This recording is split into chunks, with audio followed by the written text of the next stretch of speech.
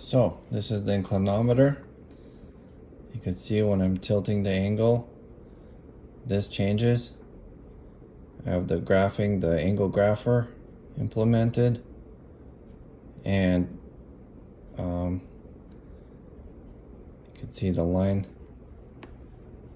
goes up, angle goes all the way to 90 degrees. If I keep bending it further, it can go all the way to 180 to where it started from. Here's that same representation in text, how much angle there is. So this is using the inclinometer over here, which is ADXL345. And it's a very cheap inclinometer. This is only $8. And you could see the line is kind of jiggly. So even though I'm keeping this straight, that line kind of goes up and down 1 degree. So the next thing I want to try is this Murata inclinometer for $40. So it's a very high precision inclinometer. And it's gonna be probably kind of similar wiring, but there is a lot more in the communication. So even though it's the same, using the same protocol, SPI, this one is gonna have more commands. For example, it has a thermometer, it has checksums. So I'm gonna have to implement some more commands. And I wrote it in C and I wrapped it with some Python code to make all these graphs work and have this pi wireless communicate to that pi. Anyways, this is all extra. The main thing I want to see is how more accurate this one will be. So like right now, the degree is just jumping around a lot. First of all, I want it to be stable. Second of all, I want to see what if I just press on the table? Is that enough for this thing to detect the incline? So that will be interesting to find out.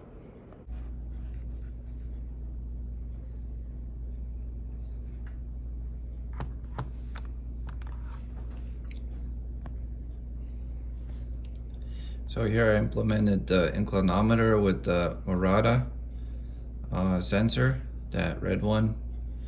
And as you can see, it's much more stable. So when I raise the degree, it just stays within the 1 degree. But the 0.1 accuracy still jumps around.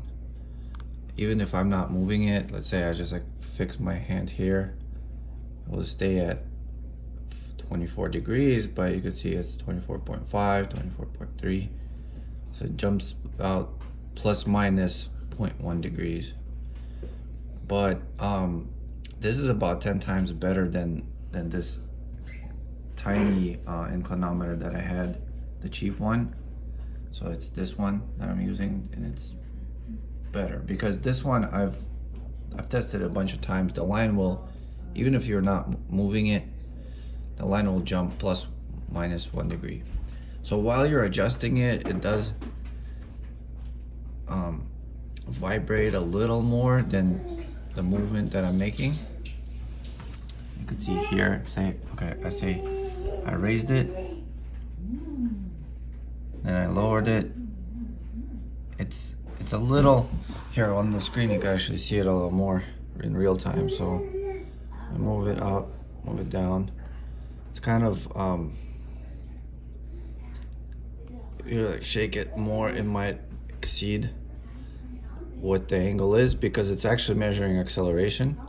If you bump it, if there's a big shake, it will filter out the errors. So it's not meant to detect big G changes, so because it's meant for inclinometer. But yeah, I'm pretty happy with this. It doesn't detect me pressing on this table. This table is pretty rigid, and I can't see any difference when I do this. So of course it's not that sensitive, but this will be pretty nice for my solar panel tracking. So I'll talk more about how I implement it. This is just a demo of what it does. But I just say that it took a long time to implement this because this is much more complex. You needed to do checksums and needed to fix a bunch of bugs and follow through the manual. Bugs related to frequencies. I had to read the self-test output and understand the actual SPI frame much better. So, of course, this one already had C++ code that somebody did, so maybe that's why it was easier. But I don't think I want to do this again. It took me, pretty much a whole week to write all the drivers. But now we have this. Yeah, and it goes, all the way to 270. You have to get it right. And then it calculates the angle from one vector to another. So it's getting a starting vector of wherever to start from. And this is different than calculating an angle from the surface of the Earth, because I actually want to see how much degrees the hinge of my reflector has traveled. I don't really care where the surface of the Earth is. And yeah, so that's why I had to do my own custom angle calculation. Instead of using the degrees, there is an option to get the degrees out of this one instead of getting the vector. So I instead used the vector and then calculated the degree between the angles, between the vectors. The one that's built in will always just give you X angle, Y angle, and Z angle from the surface of the Earth. Hi, so I'm gonna keep doing the explanations at the end of the video. And this is kind of not what I've normally seen on YouTube, but the reason I want to do it like that is you guys will probably see a lot of my short videos and would want to be able to browse through them and just quickly see what it's about by showing the main demo in the beginning. I know a lot of people kind of show a tiny bit of the demo and then they talk for a while and then they have the real stuff. And that's, I guess, entices people to stick on and keep watching. But I just want to use your time wisely and go over a bunch of topics that I know about as fast as I can. So I'll show the topic content first and then have explanations at the end. So what I had here was the inclinometer, which the component is now ready. I'm able to read out angles from this. And the next step will be to integrate it into the reflector to improve its statistics of testing left and right, so make sure it only moves 1 degree in one direction, records the power, and moves the degree in another direction, records the power, and then it's able to compare.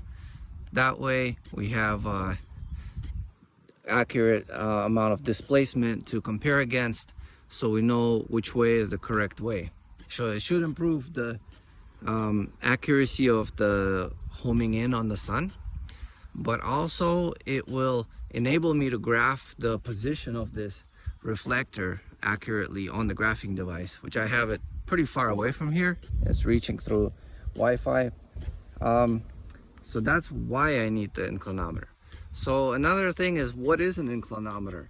So the way it works is pretty interesting and very, I think, elegant. It has a capacitor. Its heart of it is the capacitor, and it's a tiniest capacitor. It's made in silicon, kind of like they have the, in your Intel computer, they use a silicon CPU to make little gates that they make logic and memory out of. Here there's these mechanical gates you can build on a similar time scale, space scale, just micro, very small capacitors, where, if you know, a capacitor has 2 plates and they're disconnected from each other, so they're just close enough to build up the charge. And if the distance between the plates changes, the capacitance changes. So the way an inclinometer works is one of the plates has a little weight on it and it's loose. So if the gravity is pulling the weight in one direction, it will increase the distance between the two plates and change its capacitance. And then the electronics and all the, the brains of the chip measure the capacitance, and then they have all these plates and at different angles, the X, Y, and Z. It's kind of three-dimensionally placed. You have the like different capacitors. Like each capacitor is just two plates, and then you have many different capacitors at different angles to figure out where the vector of gravity is pulling. And from the vector of gravity, you can find the G, the 9.8, meters per second squared. That's the Earth's gravity. Plus, you get other accelerations. Like if you're moving this thing, the vector will change. Accelerometer, inclinometer is pretty much the same thing. Inclinometers, they're kind of filter out any big G's because they don't care about the shakes and the accelerations. They just look at the main 9.8 gravity vector and see how that changes. And they're also able to, since they operate within smaller ranges, they can home in on precisely the incline angle. It doesn't have to be so coarse grain, it can be fine grain. So that's the inclinometer. Yeah, thanks for sticking with me. This is video number 3. So let's keep going.